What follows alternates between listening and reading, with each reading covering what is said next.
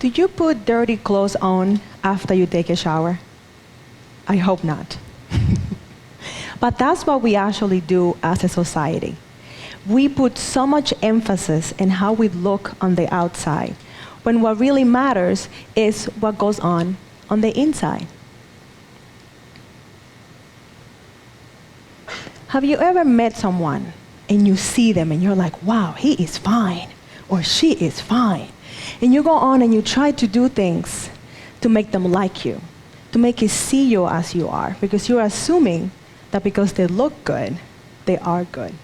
But then you spend quality time with these people and you realize that they are the ugliest people you have ever met. On the flip side, there are people that you meet that you probably at first dismiss because they don't look classically beautiful or they don't look like you think they should look. But then you spend time with them and you realize that they're the kindest, sweetest person you have ever met. And when you describe them to other people, you tell them that they're amazing, that they're beautiful, and then your friend meets your other friend. They're like, who are you talking about? That person doesn't look anything like it. But that's because you're looking at them through the eyes of your heart, because you have taken the time to get to know them. The title of the talk is Meaningful Beauty. What is that? That is the essence of a person, their soul, if you will. And that takes time. It takes time to get to know someone. But unfortunately, we don't have that time. It takes about 7 seconds to make a first impression. And we're trying our very best to make that the best impression ever. But many times that means that we're not really ourselves, that we are showing them someone that we're really not. So we do things that we don't want to do. We go places that we don't want to go. And we say things that we don't want to say just so we can impress someone that we don't even know. I say that beauty is recognizing the beauty in other people. And before you can do that, you have to see the beauty in yourself. And why is that important? You might be saying, Catherine, there are people dying in Africa of hunger. Why should I care about style and about looking good? And maybe you're right. There are people dying of hunger in Africa. But have you ever stopped to think that you might be the answer to those people that are dying of hunger in Africa? That you have the solution that they need to be okay. Sometimes we don't think that because we don't have the time. We are rushing left and right, trying to get somewhere, not even knowing where we're going. And we are trying so hard for others to like us that we don't even like ourselves. Something that I say to my clients all the time, why blend in when you can stand out for your mission and your vision? And as you can tell, I take the whole standing out thing pretty literal.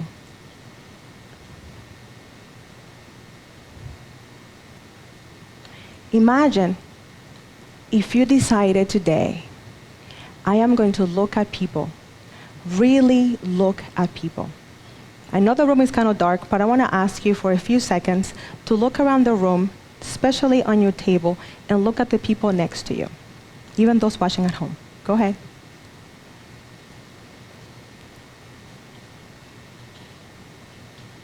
I am willing to bet, and I am not a betting woman, that you saw something about someone that you missed the first time you saw them. Even as you were entering this room, you passed right by them and you didn't even see them.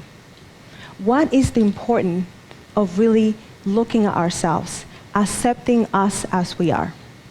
Because when we do that, we are able to do what we have been called to do. And I believe that all of us have a calling. All of us have something that someone else needs. As somebody read when I started about to speak, they said that I was from the Caribbean, and I am. And their people are gorgeous. I mean, gorgeous. And I have a beautiful mother and a beautiful sister, which sounds like a good thing, but it wasn't. Because every time people met them, they would go on and say, oh my gosh, your mom is so beautiful. Her hair is like this, in her mouth and her body. And I would just sit there waiting for my turn. Then they will go on to my sister and say, look at her eyes are so light, her curls are open and beautiful, and I'm still waiting for my turn, right?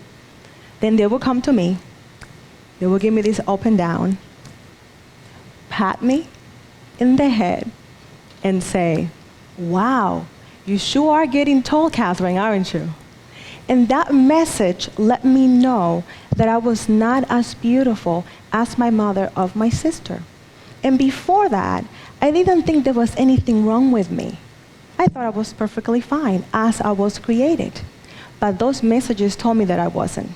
So I proceeded to engage in activities that were harming to myself and society. And that's not what I wanted to do. Lucky for me, we moved to the United States right before I turned 20. And in the US, if you're tall, if you're skinny, if you have curly hair, if you have an opinion about having an opinion, that's not only a good thing, it is actually encouraged. So I was good. I was good to go. But it took me a couple years to silence those voices, that message that told me that I wasn't good enough. So in my 30s, I decided I need to take a break. I need to find out who I really am. So I did that, and the findings were life-changing. Because I found out that I am fearfully and wonderfully made, and that everything about me was created on purpose and with a purpose. And today, I get to style people from the inside out. And my favorite thing to do when I finish with a client is to see their look on their faces. It's a kind of a goofy, smiley look. And I love that because what I see is recognition. They see themselves for the first time as they see themselves, but they couldn't see it. I'm not a magician. I don't do plastic surgery. All I do is I highlight the beauty that's already there. Did you know that it takes monarch butterflies 13 weeks to turn from larva to a beautiful butterfly? I actually watched a video that showed this process beautifully. And it went from stage to stage. And I was able to see that they actually did not change that much. The beauty was already there. It was. All we needed was for my eyes to catch up to that beauty. And that's what we need. We rush. We want to be liked. We want to be seen. But we don't even love ourselves. Then people miss who we are. We miss who they are. I believe that everything about you was created on purpose and with a purpose.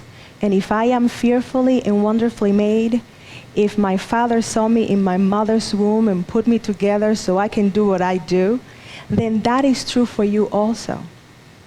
Then you also have a purpose, and you have to have the courage and the confidence to stand in front of people that you don't even know and share your gifting and share your story, because it matters, because it makes a difference.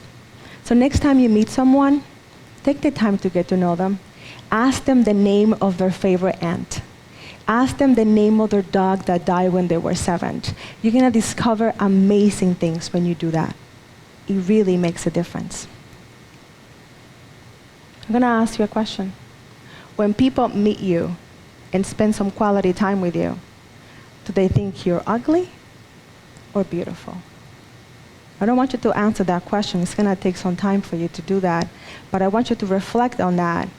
And if the answer is that they think you're ugly, I want you to look within yourself and change that. Because I know you can do better. When we know better, we do better. And that thing that you were created to do, that thing that only you can do, is waiting for you to do it. But in order to do that, you have to be brave. And you have to let others see you. Thank you.